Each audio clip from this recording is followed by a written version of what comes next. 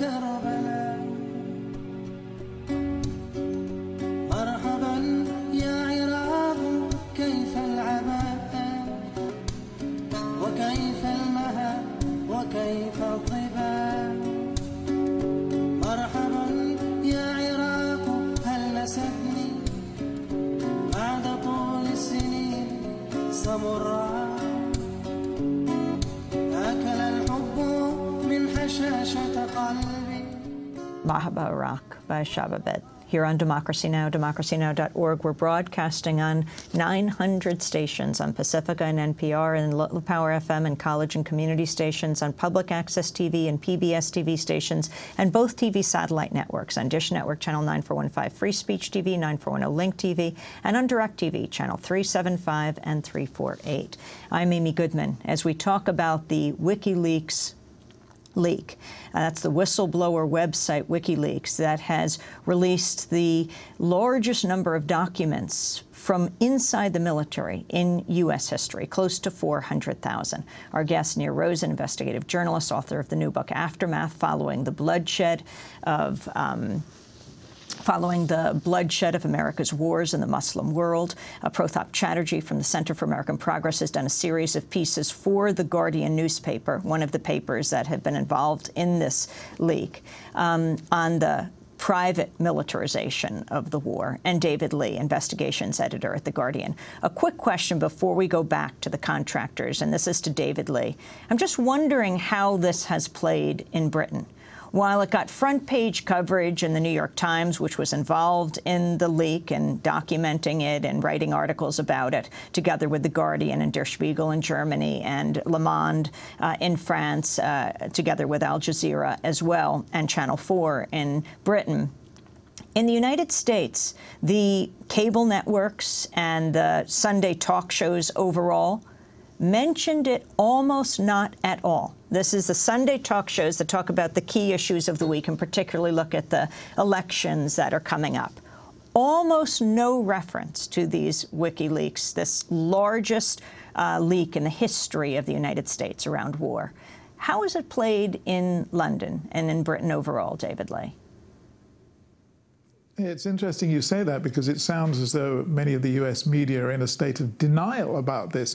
It's played very big in Britain. It's been picked up by all the other British media. There's TV programs going out tonight.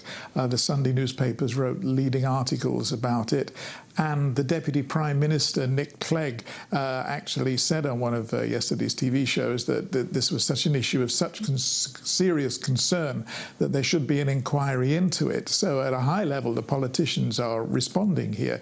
And the focus is all on concern and anxiety about these revelations of torture. Because if there's one thing that is a sore point that keeps getting scratched with the Europeans, it's that we seem to have got sucked into a process of complicity in torture, which is contrary to all we think of as Western civilization and indeed international law. Yeah, it's very interesting what Nick Clegg said, calling for a probe of the torture claims. Pratap Chatterjee, I want to read you a part of the New York Times coverage of the role of contractors in Iraq. They write, quote, "Contractors often shot with little discrimination and few, if any, consequences at unarmed Iraqi civilians. Iraqi security forces, American troops, and even other contractors. The mayhem cropped up around Iraq, notably in one episode reported in March 2005, in which a small battle erupted involving 3 separate security companies. At a notoriously dangerous checkpoint on the main road to the Baghdad airport, a cement truck entered a lane reserved for Department of Defense vehicles. A guard from Global, a British company, fired a warning shot. And when a man initially identified as an Iraqi opened the door and tried to flee, guards from a tower started firing too. The man dropped to the ground. Then members of an Iraqi private security team parked nearby also opened fire, shooting through the chest, not the driver, but a worker from DynCorp International, an American security company. When the truck driver was finally questioned, he turned out to be a Filipino named Jose, who worked with yet a third company, KBR, the American logistics and security giant. Pratap Chatterjee, take it from there. Well, Amy, I mean, I think what it shows is the chaos. In fact, Jim Glance's story, I think the headline reflects that too, is there were no rules. And anybody who was there, anybody who's read the reports from that time will understand that these men worked in civilian clothes. They traveled often in unmarked cars. They were heavily armed, no doubt. But you could not tell, quote-unquote, friend from foe. I mean, they talk about the militants, being, in civilian clothes. But that was true also of the contractors. That incident you described is very interesting in the fact that the people who actually get attacked, the Danco employee, who I think, in fact, was an Iraqi, a local national, even though he worked for an American company. The other person involved is a Filipino. So here you have this sort of very bizarre situation, which I was confronted with myself when I would walk down a road to an American checkpoint. Because I'm not white, I'm South Asian, I had to fear for my life. I had to start talking very rapidly in English because I wanted people to understand that, I was simply a journalist because I knew that these people could, both the soldiers and the contractors, might shoot if they thought I was an Iraqi, and a lot of times, they had no idea of the difference between one nationality and the next, and that doesn't give them carte blanche to kill people from any nationality. But what I'm trying to portray is the fact that there was a lot of confusion, there were a lot of people with no rules that governed them. I'll give you an example of somebody I know who worked for a company called Custer Battles. Custer Battles is quite famous for its overpricing of goods, and they were brought to court here in the Washington, D.C. area. But Custer Battles had a man whose job it was to buy guns on the black market, and he explained to me how he would go outside, dress in local clothes, buy black market guns and supply them. We've now discovered that other companies like Blackwater have done the same thing. So there were no rules. You bought guns from the militants, you paid them off, and then you used them against civilians. It was chaos, to say the least. And I think the Bush administration has to take a lot of responsibility for what it did, and I would hope that, like Nick Clegg, the Obama administration would start to investigate these clear violations of international law and Iraqi law and U.S. law. Near Rosen, you, like Pratap, would be confused with being not from the United States. How did you deal with this? Shout that I was an American as loud as I could, and I did have a few close calls. I can also confirm that American and Iraqi private security companies would buy many of their weapons on the black market. I knew the guy for one of these companies, and he would purchase his weapons in Sutter City. And many of my friends in private security companies would describe a variety of incidents on the roads that I'm sure didn't even make it into the WikiLeaks trove. You're driving down from Mosul back to Baghdad, and you see a suspicious vehicle, or maybe somebody shoots at you, and you open fire, and the people you kill are not recorded anywhere. And this was happening.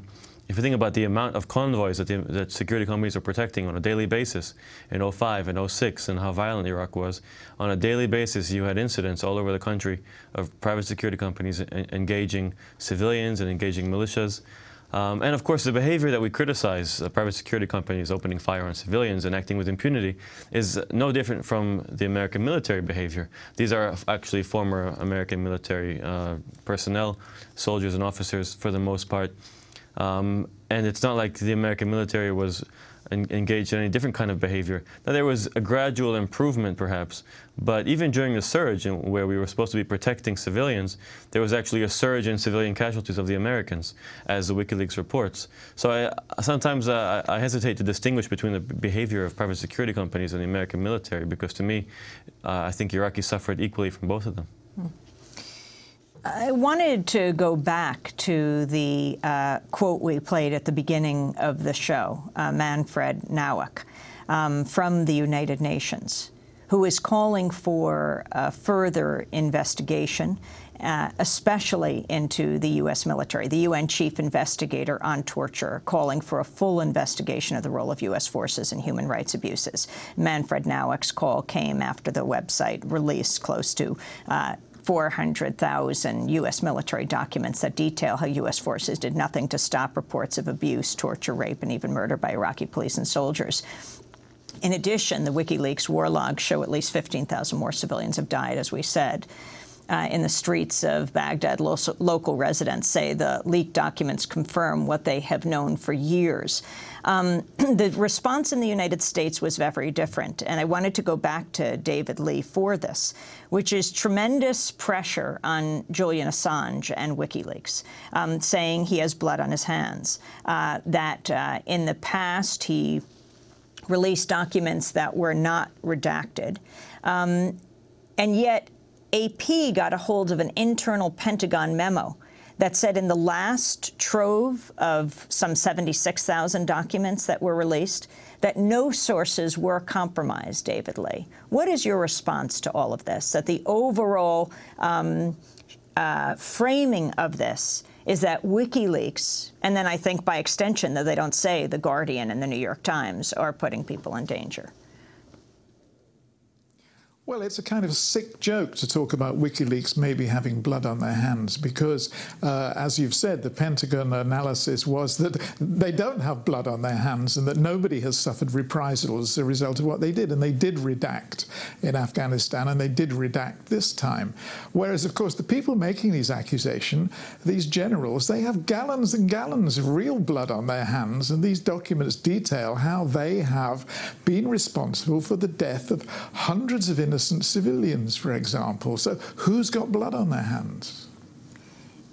Pratap Chatterjee, you also write about drones. Talk about what you found. Amy, this is about a group called Task Force Odin. Odin is actually the Norse, one of the Norse gods of war and death. He's famous because he has one eye. Odin is also was the name of a task force that was set up in August of 2006 by General Richard Cody, and in his task force it stands for Observe, Detect, Identify, and Neutralize. What they did was they used these drones made by General Atomics called Warrior Alpha drones. They sent them out to observe men supposedly planting bombs to attack American troops. These drones were then followed by C-12 Cessna aircraft, often with analysts and aerial weapons teams who could call in Hellfire missile strikes. And the American military at first was very excited about this approach. They felt that this was the way forward. And in particular, one area that is documented well in the WikiLeaks documents is in the 6-month battle in Diyala province, in particular around Bakuba, where militants took over Bakuba, the capital of Diyala, and tried to declare an Islamic State of Iraq. So the Warrior Alpha drones in Task Force Odin called in, were able to observe and call in strikes and kill a number of people. And there are dozens of people that are documented as having killed in these WikiLeaks documents.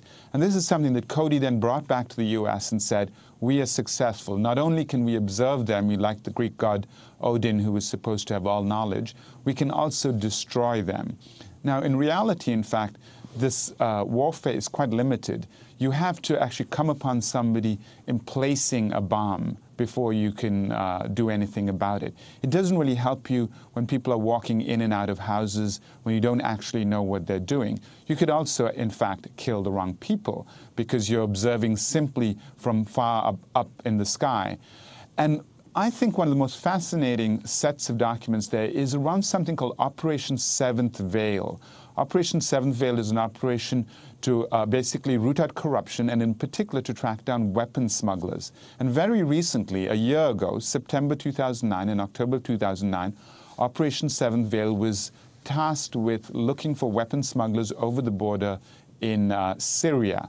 So they sent the drones, they sent the analysts, and they filed a number of reports. And you can go through the reports in WikiLeaks, and you will find that in almost 50% of the incidents, they come back saying ineffective. And every time they file a report, there are some very actually quite funny incidents where they say, they're observing these people and they, come down for a closer look. They send in ground troops and they discover these people are shepherds with their flocks. They find that they are cigarette smugglers. One man who was particularly ironic that this man, when they captured him with the help of the Iraqi border police, he said he made $20 a day, and he'd been doing that for years. He had no guns, and they were not able to find any weapon smugglers at all. A lot of people, particularly in Pakistan, seem to think that the use of drones is the ability to be able to pinpoint